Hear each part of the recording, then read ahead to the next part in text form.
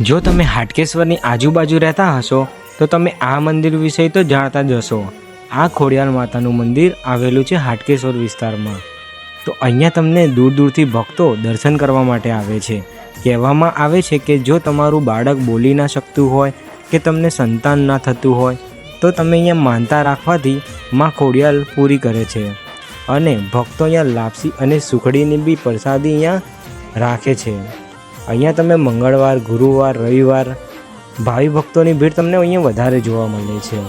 અને નવરાત્રિ અને દિવાળીના દિવસે તહેવારમાં ભક્તો અહીંયા વધારે માના દર્શન કરવા આવે છે। અને જો તમે હાટકેશ્વરની આજુબાજુ રહેતા હોય અને આ મંદિરે ના ગયા હોય તો એકવાર જરૂરથી આવજો। મળીશું આવા જ વિડીયોની સાથે। ત્યાં સુધી જય માતાજી। અને કમેન્ટમાં જતાં જય ખોડિયારમાં લખવાનું તો ભૂલતા નહીં અને મને ફોલો કરવાનું ભૂલતા નહીં આરપી અમદાવાદી। મળીશું આવા જ વિડીયો સાથે। ત્યાં સુધી જય માતાજી। મારી શિકોતર મારો રોમ તું દલડાની દાતાર છે।